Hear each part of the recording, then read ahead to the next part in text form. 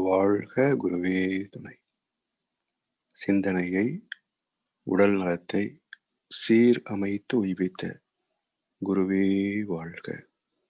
வாழ்க வளமுடன், வாழ்க வளமுடன், வாழ்க வையகம்.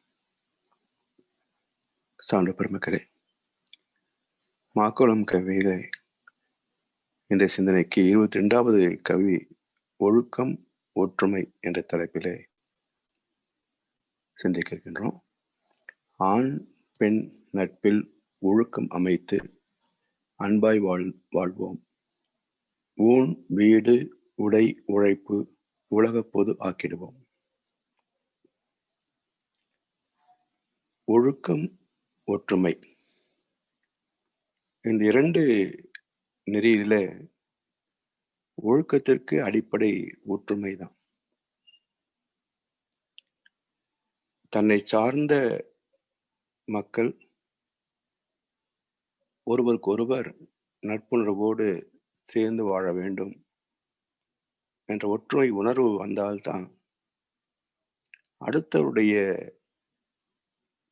சிரமங்களை துன்பங்களை நீக்க வேண்டும் என்ற கருணை வெளிப்படும். இதை மகர்ஷி அவர்கள் பிற உயிர் படுகின்ற சுக துக்க உணர்வுகளை கூர்ந்து அறிவால் ஆராய்ந்து அந்த துன்பத்தை நீக்குவதற்கு அறிவு எழுச்சி பெற்ற முதல் நாள் உலகில் அறம் தோன்றியது என்பார்கள். எனவே சக ஜீவனின் துன்பத்தை நீக்குவதற்கான ஒற்றுமை உணர்வுதான் அறத்திற்கு அடிப்படையாக அமைகிறது. அப்படி தோன்றுகின்ற போது அந்த ஜீவனின் துன்பத்தை நீக்குவது அல்லது ஏதோ ஒரு வகையில் அதற்கு உதவி செய்வது என்று வருகின்ற போது எந்தெந்த வகைகளிலே உதவி செய்ய இயலும் என்றால், நம்மிடத்திலே உள்ள பொருளை கொண்டு உதவி செய்யலாம், அல்லது உடல் உழைப்பை கொண்டும் உதவி செய்யலாம். மூன்றாவதாக நம்முடைய அனுபவங்களை கொண்டும் வழிகாட்டலாம். அப்படி உடல் உழைப்பால், பொருளால், அறிவின் அனுபவத்தால் இப்படி மூன்று வகையிலேயும் ஒரு ஜீவனின் துன்பத்தை நீக்குகின்ற போது அந்த ஒற்று உணர்வு வெளிப்பட்டு நட்பாக மாற்றம் பெறும். இந்த நட்பின் அடிப்படையில் மறுபக்கம் என்ன என்றால், அந்த துன்பத்தை நீக்குவதற்கு துணை நின்றோம். மறுபக்கம் என்ன? என்னால் எந்த ஜீவனும் எந்த வகையிலையும் துன்பப்படக்கூடாது. இந்த பண்பாடுதான் ஒழுக்கம் என்று சொல்லப்படும். ஒழுக்கத்தை பற்றி எத்தனையோ சிந்தனையாளர்கள் பேசியிருந்தாலும் கூட இதுதான் ஒழுக்கம் என்று வரைமுறைப்படுத்தப்பட்டது அருள் தந்தை வேதத்தி மகர்ஷி அவர்களால் தான். ஒழுக்கம் விழுப்பம் தரலான் ஒழுக்கம் உயிர்னு ஓம்பப்படும் என்று வள்ளுவ பிறந்தகை ஒழுக்கம் உடைமை அதிகாரமாக 10 குறட்பாக்களை தந்திருந்தாலும் இதுதான் ஒழுக்கம் என்ற சாமியத்தை வகுக்கவில்லை. அதே போல் எத்தனையோ மத நூல்கள் ஒழுக்கத்தை பேசியிருந்தாலும் அதற்கான வகைகளை பேசினார்கள். இதெல்லாம் ஒழுக்கம் என்று ஒரு பட்டியல் இட்டார்களே தவிர ஒரு சாமியத்தை வகுக்கவில்லை. அந்த சாமியத்தை தந்த மகான் மகர்ஷி. ஒழுக்கம் என்றால் என்ன? தனக்கோ பிறருக்கோ, தற்காலத்திலேயோ பிற்காலத்திலேயோ, உடலுக்கோ மனதுக்கோ நன்மையே தரக்கூடிய எண்ணம், சொல், செயல், ஒழுக்கம். 6 வார்த்தைகளிலே ஒரு நிறைவான விளக்கம். இந்த 6 வார்த்தைகளை பின்பற்றிவிட்டாலே எந்த வகையிலையும் ஒழுக்கம் மீறப்படாது.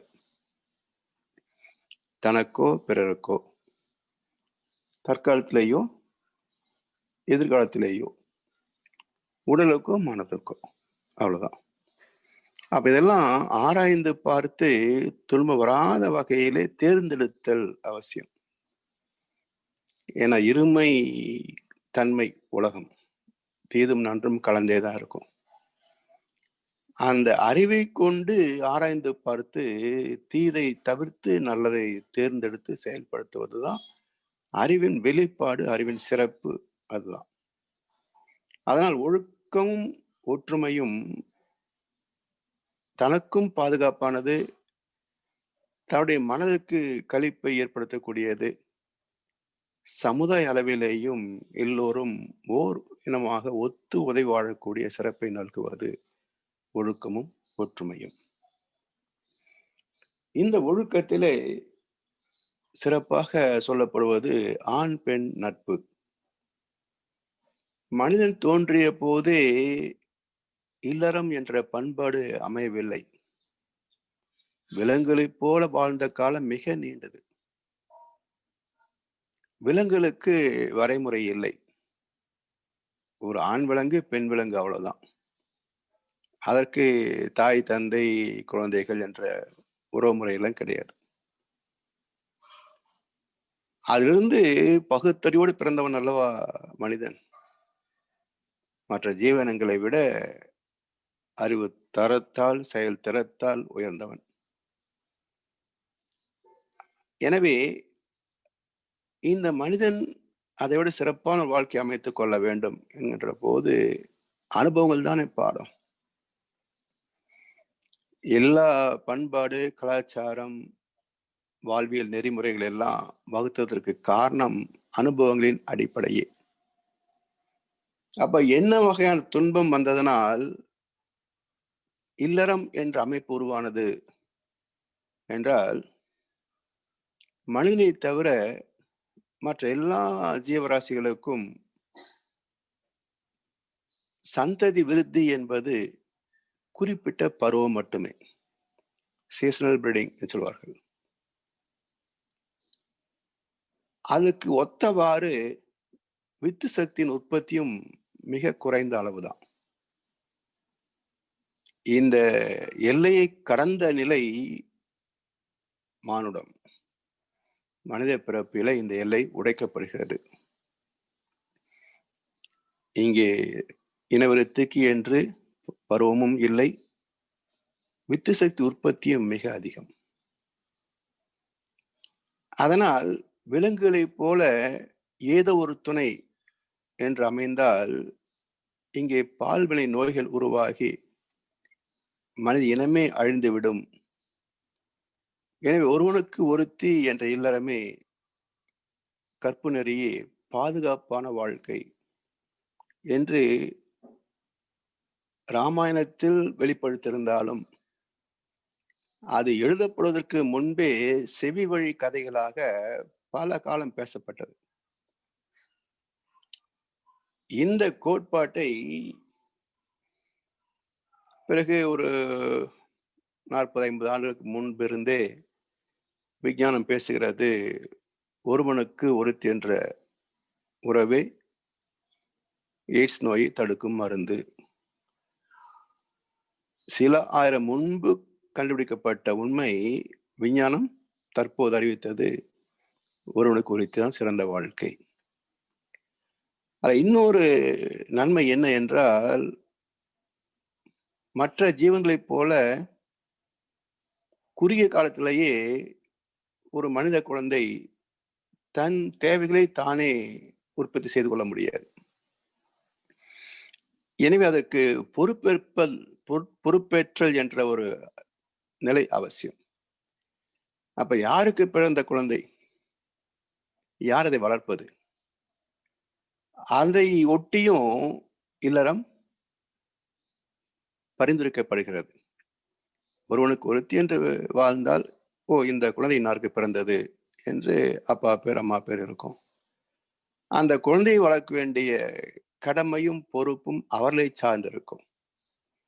இப்படி பல வாழ்வியல் நெறிமுறைகளை மையப்படுத்தி தான் இல்லறம் என்ற அற்புதமான அமைப்பு ஏற்படுத்தப்பட்டது. அந்த கற்பு ஒழுங்கு மிக மிக அவசியமானது. உடல் நலத்திற்கு துணை செய்வது, மன மகிழ்வுக்கு, மன நிம்மதிக்கு துணை செய்வது, உறவு நட்பு என்று இனம் சார்ந்த வகையிலையும் நலம் வைப்பது. இப்படி ஆண் பெண் நட்பு ஒழுக்கம் அமைத்து அன்பாய் வாழ்ந்திடுவோம். இன்றைக்கும் கொஞ்சம் யோசிக்க வேண்டிய கருத்து. எல்லாம் குடும்பத்துல தான் இருக்கிறாங்க. ஆனா அன்பா இருக்கிறார்களா? சமீபத்துல கூட ஒரு வாட்ஸ்அப்ல ஒரு செய்தியை பார்த்தேன். எப்படிப்பட்ட தம்பதிகள் சிறப்பானவர்கள் என்றால், இந்த ஜென்மத்தை திருத்த முடியாது. இது என்ன சொன்னா கேட்காது என்பதை புரிந்து கொண்டு சேர்ந்து வாழ்வது குடும்பம் என்று வாட்ஸ்அப்ல ஒரு ஸ்டேட்டஸ் பார்த்தேன். அது குடும்பமாக இருக்கலாம். ஆனா அது நிறைவான குடும்பமாக இருக்குமா? அப்ப நிறைவு என்றால் அன்பின் அடிப்படை. அது வள்ளுவ அழகா சொன்னாரு, அன்பும் அறனும் உடைத்து ஆயின் இல்வாழ்க்கை பண்பும் பயனும் அது. ஒரு குடும்பம் எப்படி இருக்க வேண்டும் என்றால், அன்பும் அறனும் உடைத்து ஆயின். அதை உடைச்சிடக்கூடாது. அன்பையும் அறத்தையும் உடைத்து விட்டால் அது குடும்பம் அல்ல. அது உடைமையாக சொத்தாக பாதுகாக்கப்பட வேண்டும். அப்ப அன்பு குறைந்து போனதற்கு காரணம் என்ன என்றால், ஆசைகளும் எதிர்பார்ப்புகளும் பெருக பெருக அன்பு குறைந்து போயிடும். அதனால் அதை முழுமையாக பயன் கொள்ள வேண்டும் என்றால் சகிப்புத்தன்மை, விட்டு கொடுத்தல், தியாகம் என்ற பண்பு இருந்தால்தான் அன்பு முழுமைப்படுத்திக் கொள்ள முடியும். அதுதான் தெய்வீகம். அன்பே சிவம், லவ் இஸ் காட். அந்த அன்பை ஒருவருக்கொரு பரிமாறிக்கொள்ளக்கூடிய அற்புதமான உறவு கணவன் மனைவி. இதிலிருந்து ஊன் வீடு உடை உழைப்பு உலக பொது ஆக்கிடுவோம். இந்த இல்லற அமைப்புக்கு என்னெல்லாம் வேணும் என்றால், உணவு அடிப்படை அல்லவா? உடை ஒரு நாகரிகம் அல்லவா? அதே போல இருப்பதற்கு என்ற ஒரு இடம் பாதுகாப்பு தானே. அப்படி உணவு, உடை, இருப்பிடம் இவை மூன்றுக்கும் அடிப்படை உழைப்பு தானே. அப்ப உழைப்பை பகிர்ந்து கொள்ள வேண்டும். அதாவது உழைப்பு என்றால் இயற்கை வளங்கள் அவற்றை கண்டெடுத்து உருமாற்றி தரம் மாற்றி அழகுபடுத்தி வாழ்க்கை வசதிகளாக மாற்றுகின்ற திறம் அறிவும் உடல் உழைப்பும். இது ரெண்டும் சேர்ந்தா தான் இயற்கை வளங்களை வசதிகளாக மாற்ற முடியும். இது எல்லாருக்கும் இருக்குமா? இருக்காது.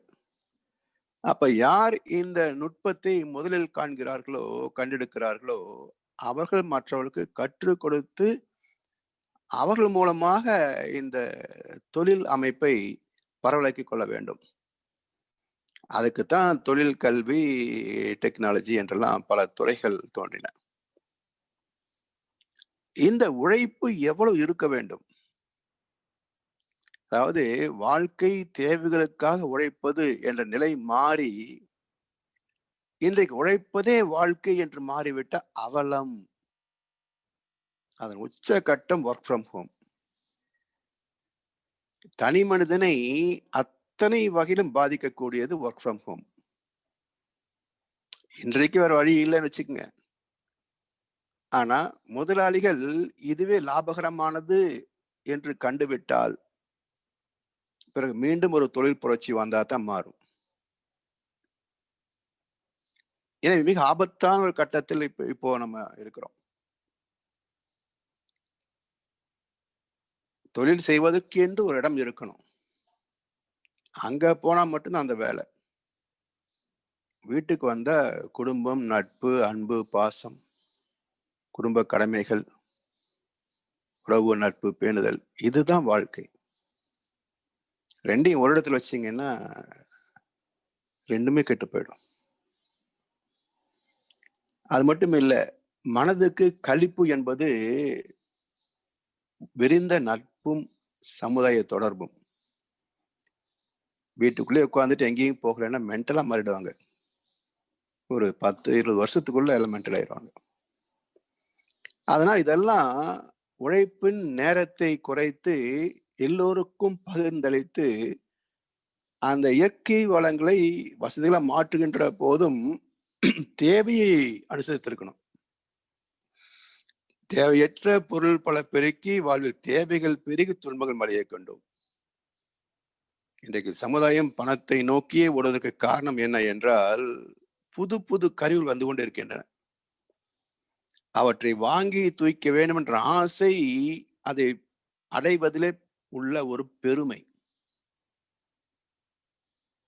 தேவை இல்லைன்னாலும் ஒரு கார் வாங்கி வீட்டில் வச்சுக்கிறோம்ல இந்தியாவில். அது சரி, ஓட்ட தெரியுதோ இல்லை, ஒரு கார் வாங்கி அதுக்கு ஒரு கவர் போட்டு வீட்டில் வச்சுக்கணும். ஏன்னா அது ஸ்டேட்டஸ் சிம்பிள். அது மாதிரி ஆசைகள் பெருக பெருக பணமே வாழ்க்கையாக மாறி போகும். இது எல்லாம் ஒழுங்குபடுத்த வேண்டும் என்றால் ஒரு சமமான வாழ்க்கை, பொருள் ரீதியான ஒரு சமத்துவம் இருக்க வேண்டும். அப்பதான் பொருளை வைத்து மதிப்பிட முடியாதுங்க. இவன் பணக்காரன் மதிக்கணும், இவன் ஏழை மதிப்பற்றவன் என்ற நிலை மாறினால்தான் போட்டி பொறாமை மாறும். இந்த போட்டியும் பொறாமை விட்டு விட்டால் தான் வாழ்க்கை லகுவாகும், அன்பு நிறைவு பெறும். அந்த வகையிலே மகரிஷி அவர்கள் இதெல்லாம் பொது உடைமை ஆக்கி விடுங்க. அதை பட்டுக்கொண்டு சொல்லுவாரு, இருப்பதை எல்லாம் பொதுவில் வைத்தாலே எடுப்பவர் யாரும் இல்லை, பதுக்குற வேலையும் இருக்காது, ஒதுக்குற வேலையும் இருக்காதுன்னாரு. இப்போ ஒன்றும் இல்லை, இந்தியாவில் பெட்ரோல் பங்க் மூடுறாங்க 2 நாளைக்கு சொன்னா உடனே டேங்க் ஃபுல் பண்றோம். எப்பவும் கிடைக்குதுன்னு சொன்னா அன்றைய தேவைக்கு மட்டும் தானே 1 லிட்டர் எடுக்க போறாங்க. அது போல சொத்து சேர்ப்பதற்கான காரணம் என்ன என்றால், நாளைக்கு இல்லைன்னு என்ன பண்றதுன்ற பயம் காரணம். எப்பவும் எல்லாமே கிடைக்கும் என்ற நம்பிக்கை இருந்து விட்டால் இது சேர்த்து வைக்கிறது ஒரு அவஸ்தை, அதை மெயின்டைன் பண்றது ஒரு அவஸ்தை. அப்படி இதெல்லாம் பொதுவாக்க வேண்டும் என்ற கருத்தை மையப்படுத்தி தான் மகரிஷி அவர்கள் ஒழுக்கத்தையும் ஒற்றுமையும் சிறப்பித்திருக்கிறார்கள். இந்த கருத்தை சிந்தனைக்கு எடுத்துக்கொண்டு இன்றைய விளக்கத்தை நிறைவேற்றுகின்றோம். வாழ்க வளமுடன், வாழ்க வளமுடன், வாழ்க வையகம். Thank you. My sincere pranam to all of you, those who are present here in today's session as well as this food for thought session. Today we'll just see how thought leads to God of love and the path of love to reach realization. We all like to feel good at all times, right? There's no doubt in it. So what we must do for it? We must keep a natural rhythm, and we should not disturb this in any way.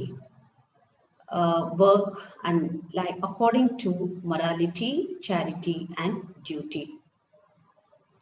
At the same time, we should not waste our thoughts in negative ways or in emotional moods. If we avoid emotional moods, our thoughts can focus in positive ways and become increasingly more and more powerful.